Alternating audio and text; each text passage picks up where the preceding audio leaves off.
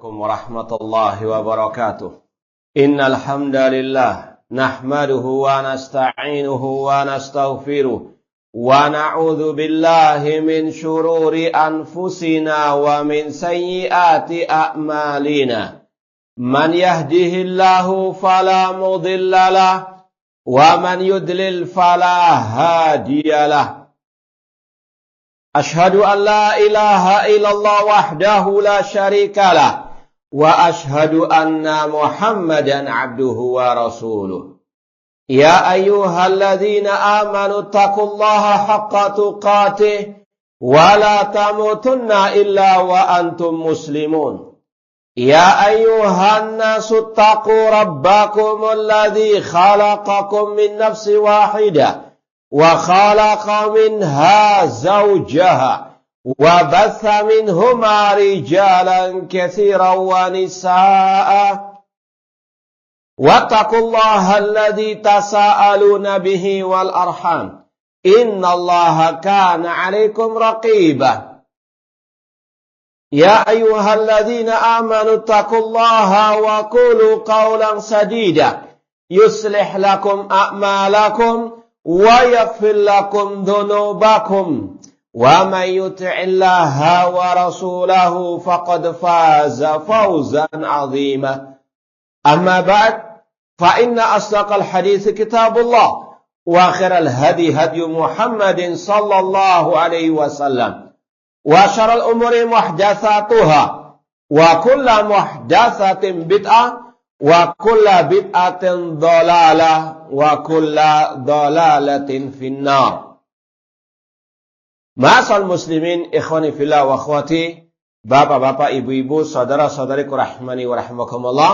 Alhamdulillah, segala puji bagi Allah Subhanahu wa taala yang mempertemukan kita kembali dalam kajian kitab Ushulus Sunnah oleh Imam Ahli Sunnah wal Jamaah Imam Ahmad bin Hanbal rahimallahu ta'ala. Semoga Allah subhanahu wa ta'ala senantiasa memberikan kepada kita keistiqomahan dalam belajar akidah salaf dan berpegang teguh dengannya sampai akhir hayat kita nanti.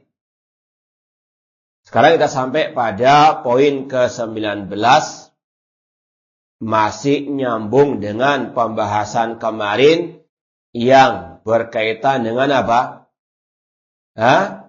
Al-iman bil yaumil akhir, tentang iman kepada hari akhir. Sekedar ngetes saja yang hadir kemarin. Apa makna iman kepada hari akhir? Mengimani semua kejadian setelah kematian. Ya, sudah kita sampaikan kemarin masalah apa? Poin-poin kemarin apa saja? Tentang timbangan ya di hari kiamat. Yang kedua, yang kemarin kita bahas, baru tadi malam. Al-Haud, telaga, apalagi? Allah berbicara dengan hambanya, terutama pada Yaumul Al-Hisab. Meskipun ini nggak disebutkan secara berurutan oleh Imam Ahmad, ya. Ini tidak secara berurutan disampaikan oleh Imam Ahmad. Makanya poin 19, kata Imam Ahmad rahimahullah, wal imanu bi'adzabil qabr. Wajibnya mengimani azab kubur. Semoga Allah menjauhkan kita, melindungi kita dari azab kubur. Ini salah satu akidah Ahlus Sunnah wal Jamaah, mengimani adanya azab kubur.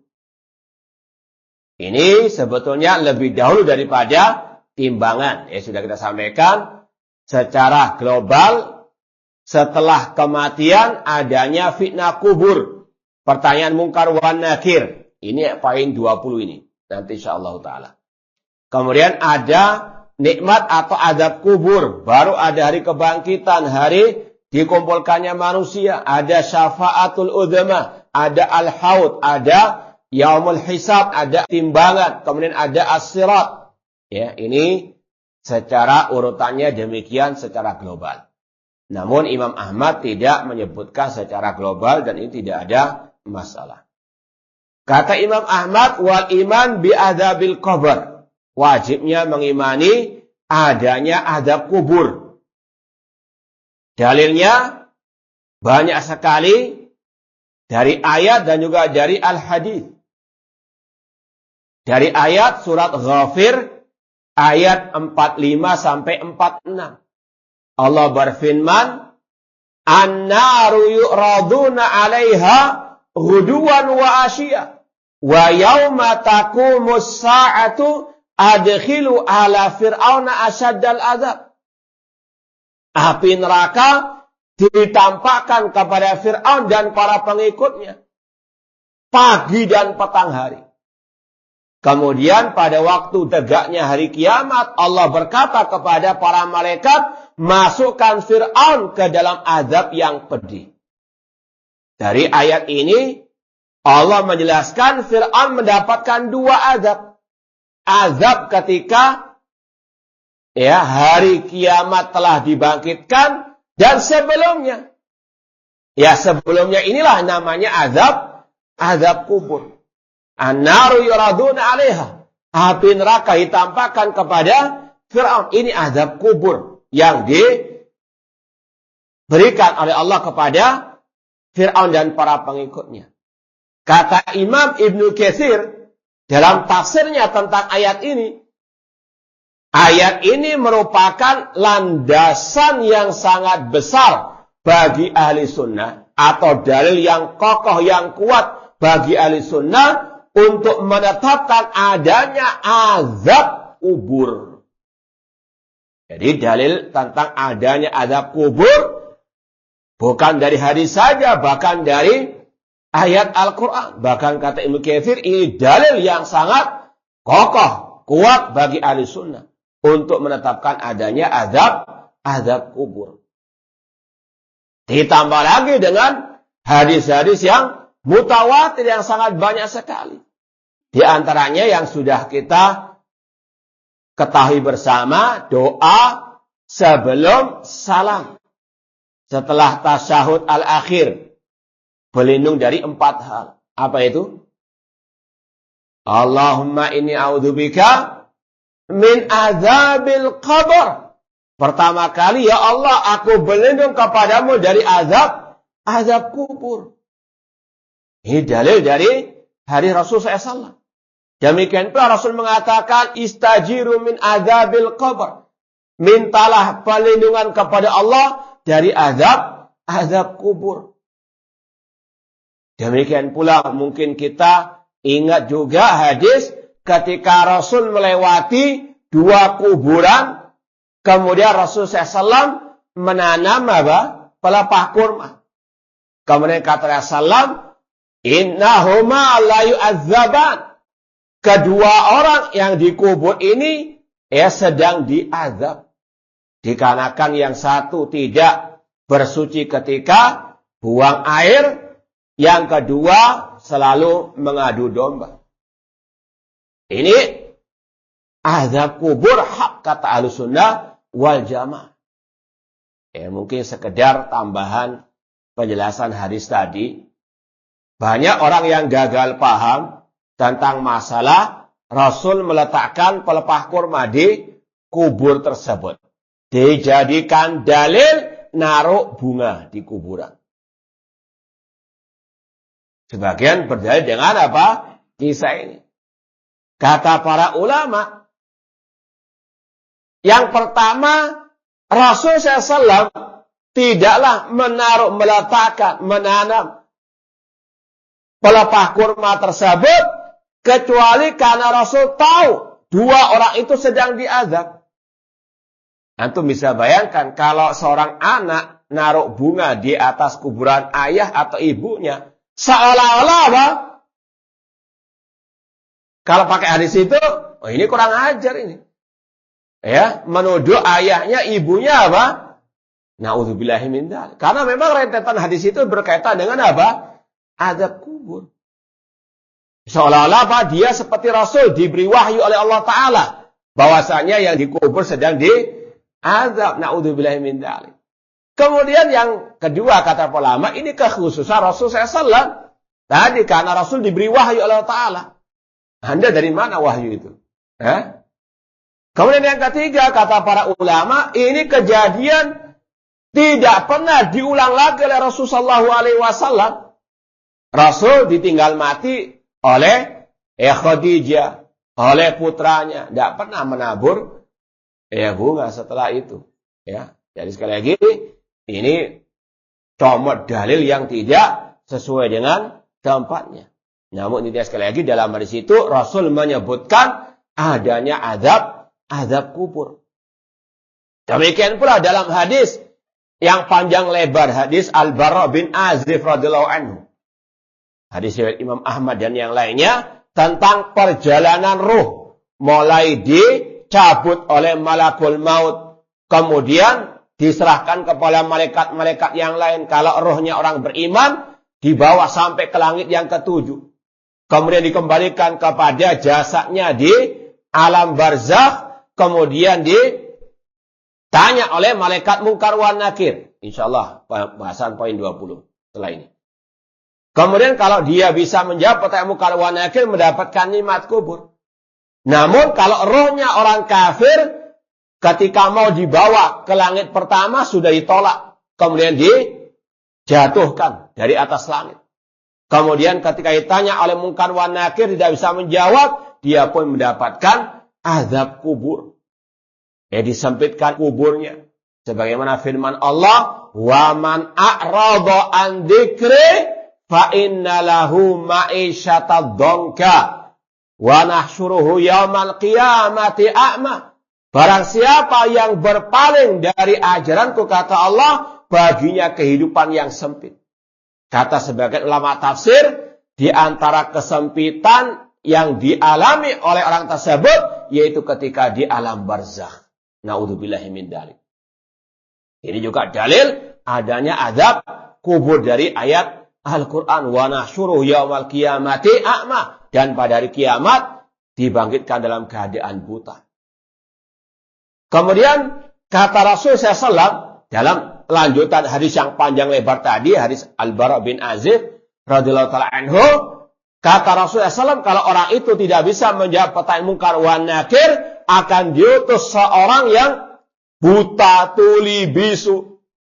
Di tangannya ada mirzabatun, ada palu yang kalau dipukulkan di sebuah gunung akan hancur gunung tersebut. Dan itu akan dipukulkan kepada orang kafir yang tidak bisa menjawab pertanyaan Munkar wa Nakir. Kata Rasulullah, yasihu sayhatan yasma'uhu kullu syai'in tsaqalan. Kata Rasul, orang itu ketika dipukul dia akan menjerit teriak sekeras-kerasnya, didengar oleh semua makhluk kecuali as-tsaqalan, jin dan manusia. Inilah yang dinamakan azab kubur, itu masalah gaib. Kata Rasul, manusia dan jin tidak bisa mendengarnya. Maka dusta kalau ada yang mengaku-ngaku pernah mendengarkan azab, dusta. Dulu kan ada berita nggak tahu dari mana itu katanya menggali di bawah tanah kiloan meter kemudian mendengar. Itu bisa jadi suara jangkrik, suara binatang dan sebagainya. Cuma intinya kita wajib membenarkan sabda Rasul. Rasul mengatakan manusia dan jin tidak bisa mendengarkan azab kubur. Apalagi dulu kan ada dai yang ceramahnya di kubur dulu.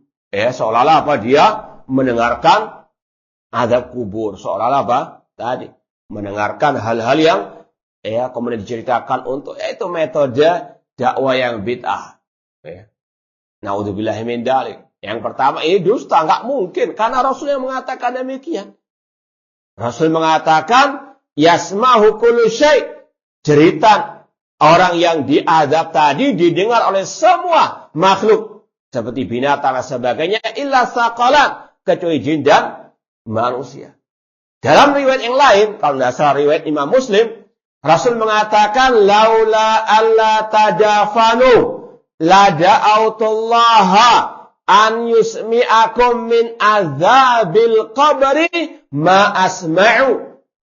Kata Rasulullah SAW, seandainya aku tidak khawatir kalian tidak saling menguburkan, aku akan mendoakan kalian kepada Allah untuk diperdengarkan dari azab kubur seperti yang aku dengar. Rasul khawatir kalau manusia mendengar azab kubur nggak berani apa? Nguburkan saudaranya, temannya. Karena apa? Luar biasa dahsyatnya. Siksa azab kubur tersebut. Maka dari sini kata para ulama, azab kubur masalah gaib. Nggak ada yang tahu. Dan dari sini pula bantahan juga kepada kelompok Al-Mu'tazilah atau kelompok yang mengikuti Mu'tazilah seperti kelompok Hizbut Tahrir yang mereka mengingkari adanya azab kubur dengan alasan kalau kita misalnya gali kuburannya misalnya orang kafir, tidak ada api yang ditambahkan. Kalau kita jawab secara gampangnya itu kalau mau tahu azab kubur mati dulu. Karena apa? Liang lahat yang katanya dia gali nggak ada kuburan disempitkan, nggak ada api ditampakkan. Ini masih alam dunia. Antum masuk ke pemakaman, antum lihat liang lahat atau liang kubur. Ini masih dalam kategori alam dunia. Sedangkan azab kubur di alam barzakh, alam gaib. Alam antara alam dunia dengan alam akhirat. Nggak mungkin bisa tembus kepada alam barzakh tersebut. Kalau tadi mau tahu ya mati dulu. Baru tahu alam barzakh. Namun sekali lagi, ini bantahan kepada kelompok Mu'tazilah atau yang semisal dengan mereka yang menuhankan akal mereka, yang mereka tidak mau mengimani kecuali yang bisa mereka panca indrai. Naudzubillah min dzalik, seperti kelompok Mu'tazilah kemarin mengingkari apa? Masih ingat? Tadi malam. Masalah apa? Al-mizan. Mereka nggak percaya dengan adanya timbangan. Karena mereka nggak masuk akal. Masa amal ditimbang? Kan sesuatu yang abstrak kata mereka. Kita jawab apa kemarin? Apa jawabannya? Allah ala kulli syai'in qadir. Allah Maha Kuasa menjadikan sesuatu yang abstrak bisa apa? Allah timbang. Demikian pula di sini mereka tidak mau mengimani azab kubur dengan alasan tadi. Kalau digali tidak ada apa? Kelihatan api yang ditampakkan tadi. Tidak ada kuburan disempitkan. Ini kata para ulama, azab kubur di alam barzakh, bukan di alam dunia. Bahkan kata Imam Ibn Abil Is Al-Hanafi dalam Syarah Aqidah Tahawiyah, bahkan seandainya orang kafir dikubur sejajar, dikumpulkan dengan orang mukmin misalnya. Yang kafir mendapatkan siksa kubur, yang mukmin menjadikan nikmat kubur nggak akan tercampur. Allah ala kulli syai'in qadir. Jangan dikiaskan dengan alam apa? Alam dunia. Beda hukumnya sudah. Maka dari sini pula ada pembahasan masalah apa? Tidak boleh istighosa minta-minta kepada orang yang telah mati. Karena apa? Sudah nggak nyambung alamnya. Antum ngomong kepada yang dikubur, sedangkan dikubur di alam lain, nggak connect. Ini alam barzakh. Makanya Allah mengatakan, wa ma anta bimusmi'in man fil kubur. Engkau tidak bisa memperdengarkan ucapanmu kepada yang sudah dikubur. Kalau ada yang mengatakan, loh kan dalam hadis ada penjelasan orang yang setelah menyemayamkan jenazah ketika dia pulang, jenazah itu, mayat itu mendengar apa? Obrolan? Suara terompa yang mengantarkannya. Cuma itu saja hadisnya. Top sampai di situ saja. Jangan apa? Diperluas. Mendengar obrolan yang ngantar. Mendengarkan suara, telepon suara. Apalah. Nggak ada. Kata Imam Ahmad, sudah kita lewati penjelasannya. La qiyasa fi sunnah. Tidak ada kias dalam masalah akidah. Masalah akidah, terutama masalah alam barzakh, alam gaib, harus bidalil. Ini sekali lagi, tidak mungkin orang yang di dunia bisa memperdengarkan ucapannya kepada yang sudah meninggal dunia. Makanya para sahabat Rasulullah SAW tidak ada setelah Rasul meninggal dunia minta-minta, naudzubillah min dzalik, ini syirik kepada Allah Subhanahu wa taala. Allah mengatakan, "In tad'uhum la yasma'u du'aakum." Jika kalian minta kepada yang telah meninggal dunia, mereka enggak akan mungkin bisa mendengarkan ucapan kalian. Walau sami'u mastajabu lakum. Jika mereka mendengarkan suara kalian, doa kalian, mereka enggak akan mungkin bisa mengabulkan doa kalian. Rasul sendiri mengatakan, "Idza sa'alta fas'alillah." Jika engkau mohon-mohonlah kepada Allah. Ini sekali lagi, alam barzakh, alam gaib, tidak bisa dikiaskan dengan alam dunia. Di antaranya masalah tadi, azab kubur. Gak bisa kita lihat apa di dunia ini, di pemakaman dan sebagainya. Namun, azab kubur hak, ini termasuk tadi, berkaitan dengan alam gaib dan ciri orang yang beriman bertakwa, yu'minuna bil ghaib. Masal muslimin ikhwani fillah wa akhwati rahimani wa rahimakumullah. Kemudian dalam pembahasan ini juga kata para ulama, yang diazab itu roh dan juga jasadnya. Meskipun beda hukum, panjang penjelasan para ulama. Kalau hukum di dunia, itu badan yang terlebih dahulu yang terkena. Roh apa? Ikut. Ya. Kalau di alam barzakh, roh diazab, badannya juga apa? Ikut. Jadi sekali lagi, ada keterkaitan dengan masalah roh dan jasad. Ini dibahas oleh para ulama, karena ada sebagian mengatakan yang diazab cuma rohnya saja. Ini ucapan yang batil. Ini yang diazab, roh dan juga jasadnya. Kemudian kata para ulama, azab kubur ada dua macam. Ada azab yang kekal, mulai dia diazab setelah tidak bisa menjawab pertanyaan mungkar wan nakir sampai dibangkitkan hari kiamat. Seperti dalam kisah Fir'aun tadi. An-naru yuraduna 'alaiha ghuduwan wa 'ashiyah. Api neraka ditampakkan kepada Fir'aun. Ya, dan para pengikutnya pagi dan petang hari. Sejak Fir'aun apa? Allah binasakan sampai tegaknya hari kiamat. Berarti sekarang diadab atau tidak dia? Diadab berdasarkan firman Allah. Ghuduwan wa 'ashiyah, pagi dan petang hari, terus sampai hari kiamat. Dan dari sini pula kata para ulama tentang pembahasan surga dan neraka. Surga neraka itu sudah ada sekarang. Di antaranya apa? Masalah neraka Allah sudah gunakan untuk menyiksa Fir'aun. Meskipun belum masuk neraka. Namun dijadikan sebagai azabnya di alam barzakh. Ini juga ada kaitan dengan bantahan kepada kelompok Mu'tazilah yang mengatakan surga neraka itu sekarang belum ada. Karena kalau ada sekarang itu mubadzir istilahnya. Karena apa? Nggak ada penghuninya. Kata para ulama, nggak ada yang mubadzir. Nggak ada yang sia-sia. Karena apa tadi? Allah sudah gunakan api neraka untuk menyiksa Fir'aun. Namun itulah kelompok Mu'tazilah yang kurang ajar kepada Allah. Allah yang diwajibkan ini dan itu, ini enggak layak, itu yang layak dan sebagainya. Naudzubillah min dzalik. Kata ulama, bantahan kepada mereka yang mengatakan surga neraka belum ada sekarang, itu di antaranya. Ya, Allah telah gunakan api neraka untuk menyiksa Fir'aun dan orang-orang yang tidak bisa menjawab pertanyaan mungkar wan nakir. Adapun surga Allah gunakan untuk memberikan nikmat bagi orang-orang yang beriman yang bisa menjawab pertanyaan mungkar wan nakir. Masal muslimin ikhwani fillah wa akhwati rahimani wa rahimakumullah. Kita pindah poin ke-20, masih kaitannya dengan poin 19 juga. Kata Imam Ahmad rahimahullah, wa anna hadhil ummata tuftanu fi kuburiha wa tus'alu 'anil imani wal Islam.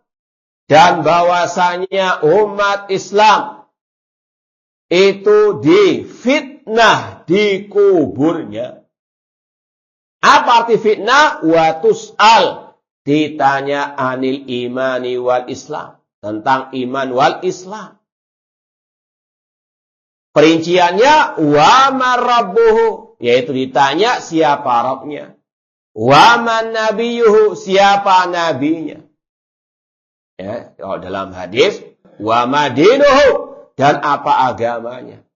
Yang dikenal dengan istilah al-usul as-salasa atau salasatul usul. 3 landasan utama yang dari sinilah Syekhul Islam Muhammad bin Abdul Wahab rahimahullah menulis buku salah satu apa? Usul atau usuluh as-salasa. Marabbuka wa man nabiyuka wa madinuka ma'rifatullah, ma'rifatun nabi, ma'rifatul Islam bil adillah. Ya, untuk menyiapkan pertanyaan mungkar wa nakir dipelajari al-usul as-salasa. Biar kita betul-betul bisa menjawab pertanyaan mungkar wa nakir. Namanya ujian, ya namanya ujian secara umum harus apa? Dipersiapkan materinya, dipelajari. Betul tidak? Ya. Jangan ujuk-ujuk sudah mati datangkan joki. Boleh enggak? Antum ujian di dunia boleh pakai joki. Ditangkap. Ya kan? Ini ujian di akhirat. Ya. Didatangkan apa? Joki. Kalau engkau ditanya oleh malaikat mungkar wa nakir siapa Rabbmu, jawablah Allah. Siapa nabimu, jawablah Nabi Muhammad. Tidak boleh diconteki. Betul tidak? Makanya apa? Kata para ulama, pelajari dulu. Ya, sebelum ditanya mungkar wa nakir. Belajar tentang tadi. Al-usulul salasa, salasatul usul. 3 landasan utama dalam Islam. Mengenal Allah. Ya, mengenal nabinya, mengenal Islam. Tentunya dengan dalil-dalilnya. Intinya di sini, umat Islam dan juga yang lainnya itu difitnah. Yang dikenal dengan istilah fitnatul qabr. Ya, fitnah di sini bukan maknanya seperti yang dipahami oleh bahasa sebagian orang kita. Jangan engkau menfitnah. Fitnah lebih kejam daripada tidak menfitnah. Ini arti yang keliru sebetulnya. Dan ini sudah sering kita sampaikan dalam beberapa kajian kita. Ada istilah-istilah bahasa Arab yang diadopsi oleh bahasa kita. Cuma penempatannya beda dengan bahasa Arabnya. Contoh di sini. Kalau fitnah itu bermakna apa di sini? Menuduh orang lain tanpa hak, tanpa bukti. Betul tidak? Jangan engkau menfitnah fulan misalnya. Ya, kemudian yang lebih parah lagi pakai ayat. Ya, wal fitnatu asyaddu minal qatl. Fitnah itu lebih kejam daripada pembunuhan. Padahal arti fitnah dalam ayat itu al-kufru. Kekafiran lebih kejam daripada pembunuhan. Kekafiran lebih besar dosanya daripada dosa pembunuhan. Kalau fitnah, dosanya di bawah pembunuhan. Ini sudah apa? Keliru bahasa, keliru dalilnya juga. Nggak benar. Makanya kita luruskan kata-kata fitnah secara asal. Ya, secara asal fitnah dalam bahasa Arab artinya al-imtihan, al-ikhtibar, al-ibtila, ujian. Ya. Secara asal kata-kata fitnah dalam bahasa Arab itu maknanya ujian. Seperti di sini, fitnah kubur. Apa itu makna fitnah kubur? Ujian di alam kubur. Yaitu dengan ditanya siapa Rabbmu, siapa nabimu, apa agamamu. Makanya Allah berfirman dalam awal surat Al-Ankabut, Alif Lam Mim. Ahasiban nasu an yutraku ayakulu amanna wahum la yuftanun. Alif Lam Mim, apakah manusia dibiarkan mengatakan kami beriman sedangkan mereka tidak difitnah? Apa maksud difitnah di situ? Tidak diuji. Itu arti fitnah dalam bahasa Al-Qur'an, dalam bahasa Arab secara asal artinya al-ibtila, al-imtihan, ujian. Bukan seperti yang dipahami oleh sebagian orang kita. Dari salah bahasa, akhirnya salah dalil. Ini parah. Ya. Mirip-mirip mungkin dengan ini. Jangan sampai salah dalil juga. Yaitu arti syirik. Jangan kamu syirik kepada saya. Artinya apa? Iri, dengki, hasad. Padahal istilah syirik dalam Al-Quran apa? Menyekutukan Allah yang merupakan kezaliman yang sangat besar. Ya makanya kadang kita kalau ngomong masalah syirik kita kasih definisinya juga. Karena khawatir disalah artikan. Syirik apa? Iri dan dengki. Ya padahal sekali lagi inna syirka la dzulmun azim innallaha la yaghfiru an yushraka bi. Allah tidak mengampuni dosa syirik. Bukan syirik versi apa? Bahasa orang kita. Iri dan dengki bukan. Yang tidak Allah ampuni itu menyekutukan Allah dalam ibadah, berdoa kepada selain Allah, minta tolong kepada orang yang telah mati misalnya. Ini juga namanya syirik yang tidak akan diampuni oleh Allah kalau orang itu nggak mau bertobat sebelum meninggal dunia. Ini juga sama, fitnah kubur artinya ujian. Makanya Imam Ahmad ini juga memperinci. Makna fitnah di sini adalah tus'al, ditanya. Apa pertanyaannya? Di antaranya, siapa Rabbmu, siapa nabimu. Ini seperti yang disampaikan Rasulullah SAW dalam hadis panjang lebar. Yaitu tadi hadis yang diriwayatkan oleh seorang sahabat Rasul yang bernama Al-Barra bin Azib radhiyallahu ta'ala anhu. Kemudian kata Imam Ahmad rahimahullah, wa yatihi munkarun wa nakirun kaifa sya'allah azza wa jalla. Dan orang itu didatangi oleh malaikat munkar dan nakir. Dalam hadis yang sahih, Rasul mengatakan, idza kubiral mayyit atahu malakani aswadani azraqani yuqalu li ahadima munkarun wal akhar nakir. Apabila mayit telah disemayamkan, maka akan didatangi oleh dua malaikat. Yang satu dinamakan munkar, yang lain dinamakan an-nakir. Antum kalau mendengar malaikat munkar, jangan samakan dengan istilah amar ma'ruf nahi munkar. Berarti ini malaikat yang apa? Bukan. Kata-kata munkar wa nakir dari bahasa Arab an-nakirah, yang tidak dikenal. Bukan dari kata-kata tadi nahi munkar, kemungkaran bukan. Ya, meskipun dari satu kata yang sama, cuma redaksinya maknanya berbeda. Kata Rasulullah SAW tadi, apabila mayit telah dikubur, didatangi dua malaikat yang sifat fisik mereka warnanya aswadani, hitam, azraqan, biru. Bagaimananya wallahu alam, cuma ini yang Rasul sabdakan dan wajib kita sami'na wa ata'na.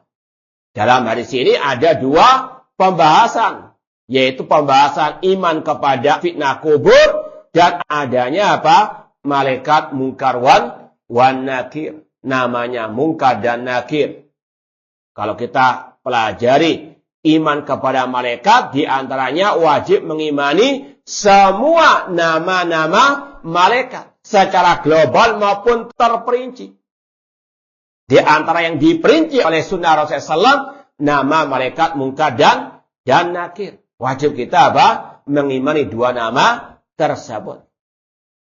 Ya, dan sekali lagi istilah munkar ini dari sisi bahasa Arab nakirah, yang tidak dikenal oleh orang yang ditanya tersebut. Kata Imam Ahmad lagi, wa kaifa arada, sesuai dengan yang dikehendaki oleh Allah Subhanahu wa ta'ala. Wal imanu bihi wa tasdiqu bihi, wajib mengimani dan membenarkannya. Dan mengagungkan nas-nas, wajib memuliakan, menghormati para malaikat. Jangan malah dibuat lelucon, dibuat guyonan. Ya, oh ini karena wali terus diziarahi, enggak ditanya-tanya oleh malaikat munkar wa nakir. Na'udzubillahi min dzalik. Seolah-olah malaikat dikalahkan oleh na'udzubillahi min dzalik. Ya, malaikat munkar wa nakir, malaikat sekali lagi secara umum wajib dihormati. Jangan seperti Yahudi yang memusuhi malaikat. Sebagaimana firman Allah, "Man kana aduwwan li Jibril wa Mikal, fa innallaha aduwwul lil kafirin." Barang siapa yang memusuhi malaikat Jibril wa Mikail, maka Allah menjadi musuhnya. Atau seperti kelompok Syiah Rafidah yang naudzubillah min dzalik menuduh malaikat Jibril berkhianat. Menuduh malaikat Jibril salah alamat ketika memberikan wahyu kepada Nabi Muhammad.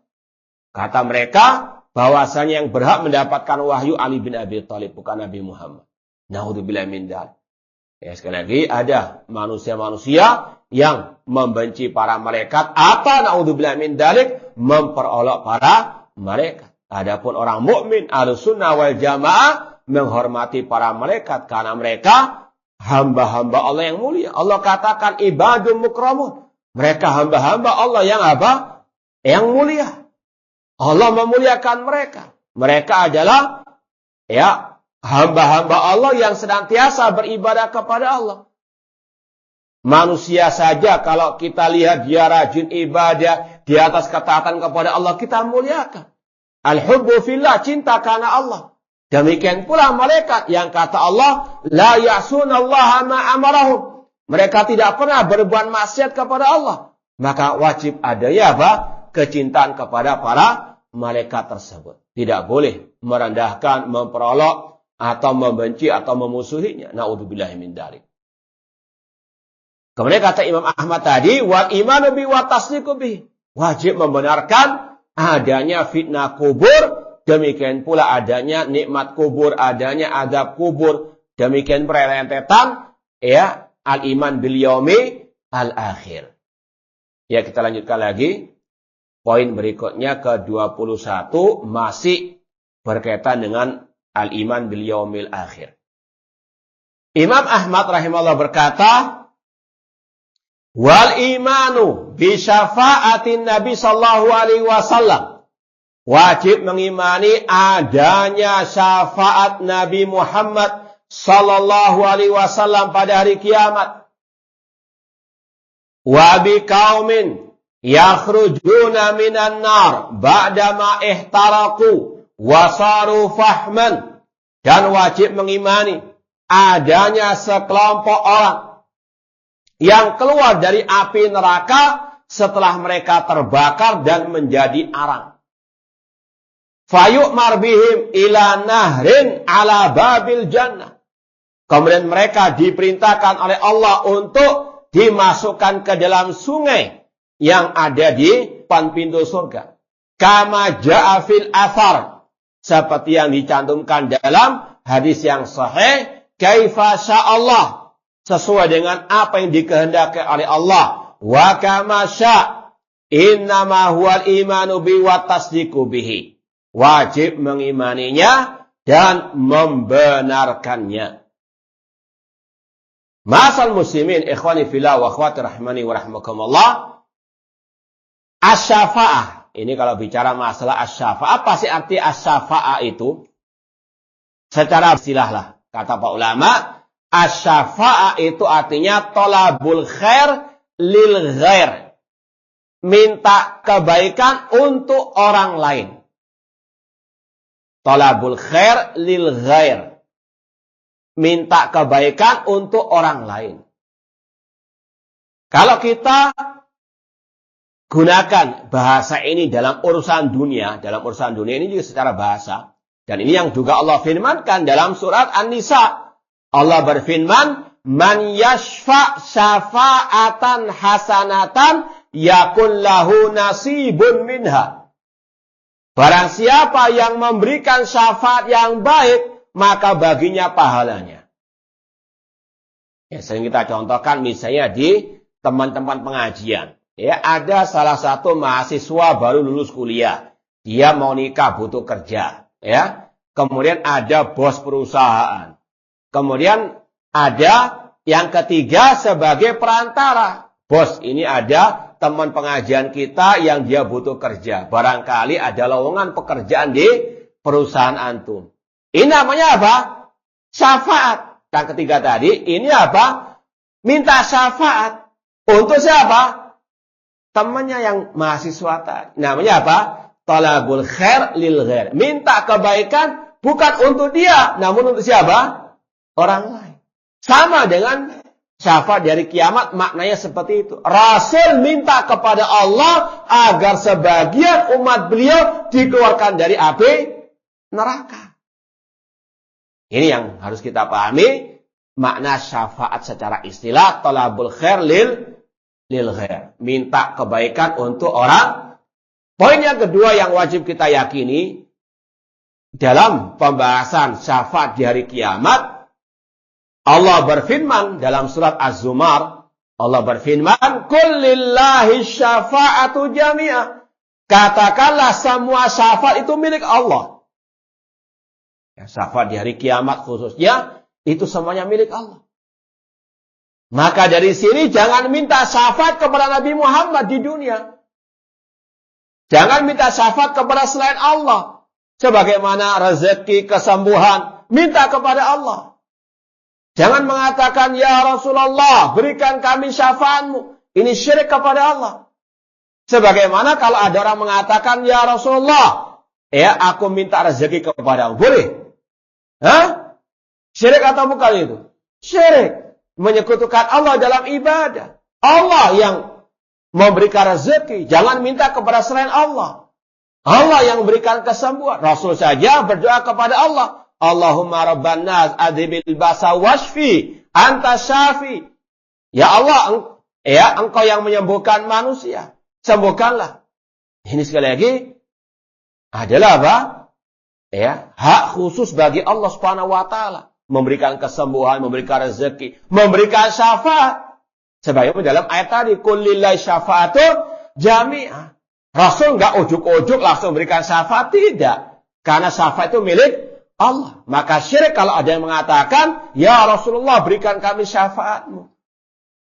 Makanya, syafaat pada hari kiamat itu akan diberikan kalau terpenuhi dua syaratnya. Ini poin yang ketiga. Masalah syafaat ini.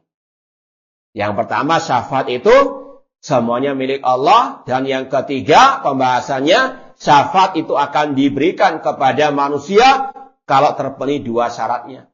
Yang pertama, izin dari Allah kepada yang mau memberikan syafaat. Man dalladzi yashfa'u indahu illa bi'idani. Surat apa ini? Ayat apa namanya ini? Ayat kursi. Man dalladzi yashfa'u indahu. Siapakah yang bisa memberikan syafaat di sisi Allah kecuali dengan seizin dari Allah. Harus dengan seizin dari Allah. Gak bisa langsung minta kepada Rasulullah SAW. Minta kepada Allah. Kalau mau minta, ya Allah, berikan aku syafaat Nabi-Mu. Ini yang dibolehkan. Janganlah minta langsung kepada Rasul. Karena Rasul gak bisa langsung berikan syafaat tanpa seizin dari Allah. Man dalladzi yashfa'u indahu illa bi'idzni. Yang kedua syaratnya, ridho Allah bagi yang diberi syafaat. Ridho Allah bagi yang diberi syafaat. Allah berfirman dalam surat An-Najm.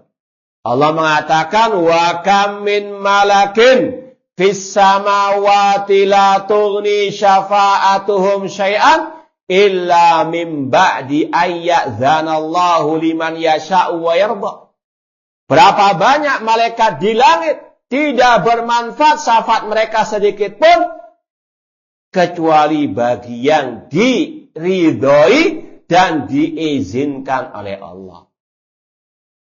Jadi sekali lagi, syafaat semua milik Allah dan tidak akan diberikan kecuali dengan seizin dari Allah dan dengan ridho dari Allah Subhanahu wa taala. Ma'asal muslimin ikhwani fillah wa akhwati rahimani wa rahmakumullah. Sebenarnya pembahasan syafaat ini panjang lebar, banyak macam-macam cabang-cabang pembahasannya. Cuma dalam kitab akidah itu banyak ya pembahasannya hanya berkaitan dengan salah satu macam syafaat. Syafaat Rasul bagi pelaku dosa besar dari umat beliau. Kan ada syafaatul udzama di padang mahsyar, ya. Ada syafaat Rasul bagi orang yang masuk surga untuk dinaikkan derajatnya. Semuanya sekali lagi dengan seizin ridha dari Allah. Cuma yang paling banyak dibahas dalam kitab akidah itu masalah syafaat Rasul bagi pelaku dosa besar dari umat beliau. Tapi dalam ucapan Imam Ahmad di sini, yaitu mengimani syafaat Rasul apa itu? Yaitu ada sekelompok orang dari umat beliau, dari yang masih ada tauhid iman dalam hatinya, namun dikeluarkan dari api neraka dengan syafaat Rasul sallallahu alaihi wasallam. Dia sudah menjadi arang, sudah disiksa di neraka. Namun karena masih ada tauhid, masih ada iman, dikeluarkan. Di antaranya dengan syafaat Nabi Muhammad sallallahu alaihi wasallam, dan tadi dengan syarat diizinkan, diridhoi oleh Allah Subhanahu wa taala.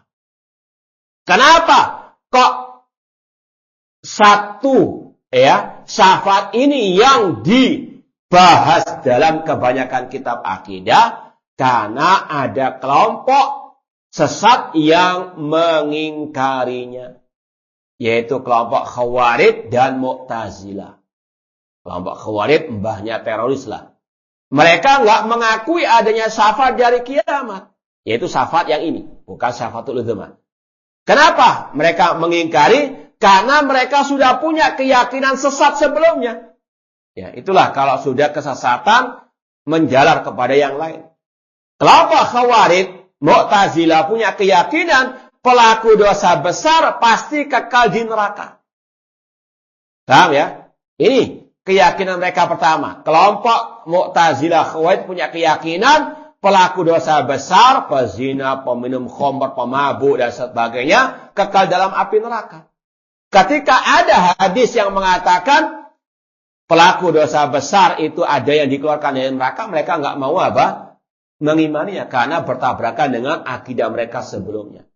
Padahal jelas hadisnya tadi disampaikan oleh Imam Ahmad secara maknanya, ada sekelompok orang dari umat Nabi Muhammad yang sudah terbakar menjadi arang di neraka, dikeluarkan, dimasukkan ke surga. Hadisnya ini dalam Sahih Bukhari. Ya, kalau Anda mau di sini hadisnya riwayat Imam Bukhari dari hadis Abu Sa'id Al-Khudri radhiyallahu ta'ala anhu. Ya, hadis riwayat Bukhari dan juga dalam Sahih Muslim. Kalau kita mau bacakan hadisnya, ini kita tulis di sini. Qala Rasulullah SAW, "Idza dakhala ahlul jannah al-jannah wa ahlun nari an-nar." Yaqulullahu ta'ala, "Man kana fi qalbi mithqalu habbatin min khalin min iman, fa akhriju."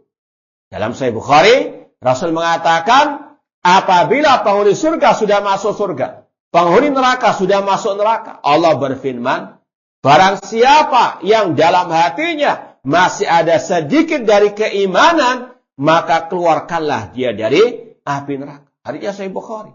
Maka kata Rasul, fayakhrujun, mereka yang masih ada keimanan keluar dari api neraka. Qadim tuhisu, dan mereka sudah terbakar. Wa adu humama, sudah menjadi arak. Fayulqauna fi nahril haya, dan mereka pun dimasukkan ke sungai kehidupan, nahril haya. Fayanbutun, mereka yang sudah hancur menjadi arang itu, mereka tumbuh kembali kama tanbutul hiba fi hamilis sail, seperti biji tanaman yang dibawa oleh air banjir, kemudian dia tumbuh dengan sendirinya. Ini sekali lagi hadisnya dalam Sahih Bukhari tentang sebagian manusia yang dikeluarkan dari api neraka. Ini beda dengan akidahnya kelompok Al-Khawarij. Wallahu ta'ala a'lam. Ini yang mungkin bisa kita sampaikan. Kalau mungkin ada 1-2 pertanyaan silahkan yang mungkin berkaitan dengan pembahasan kita. Iya, silahkan.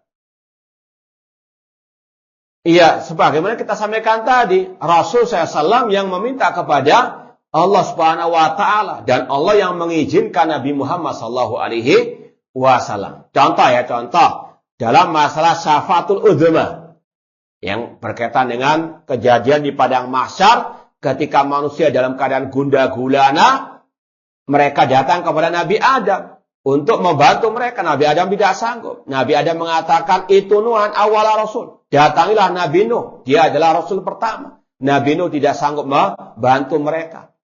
Ya, dalam kondisi keadaan yang sangat luar biasa, mengerikan, matahari dekat dengan kepala manusia, dalam keadaan manusia telanjang bulat, ya, mereka dalam keadaan sangat, ya, gentinglah. Mereka ingin disegerakan keputusan Allah Subhanahu wa taala.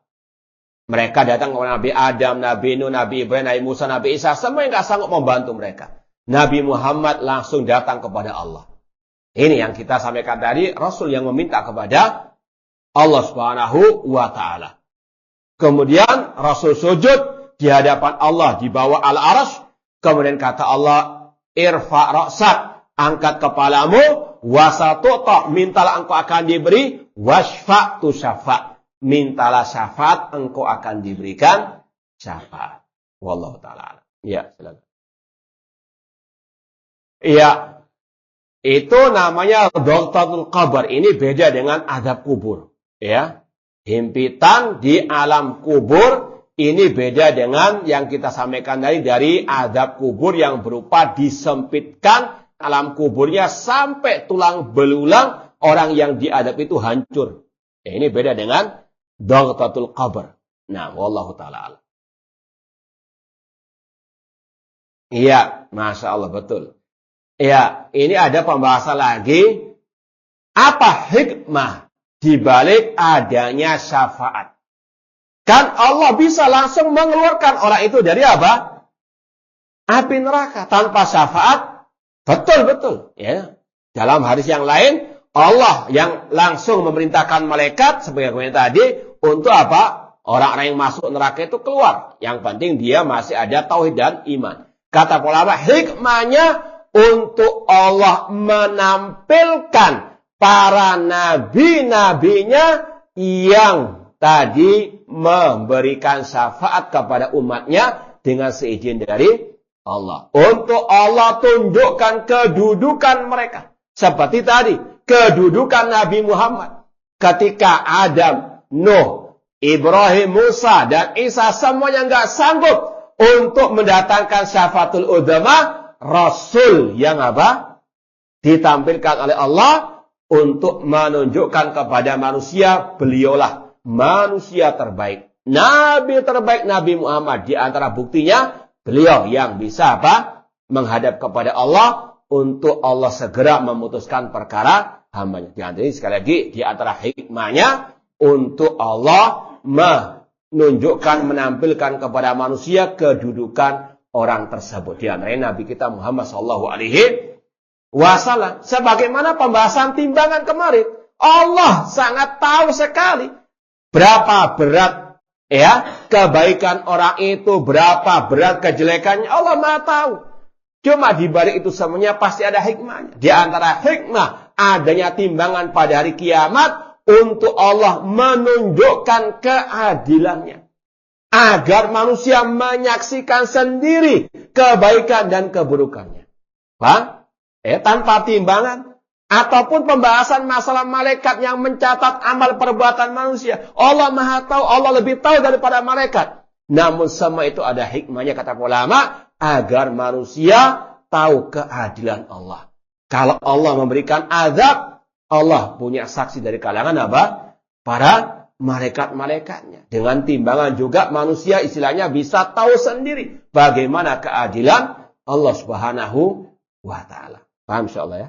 Nah, ya saya rasa cukup sekian, kurang lebihnya mohon maaf. Wa jazakumullahu khairan. Aku qouli hada wa akhiru da'wana anil hamdulillahirabbil alamin. Wassalamualaikum warahmatullahi wabarakatuh.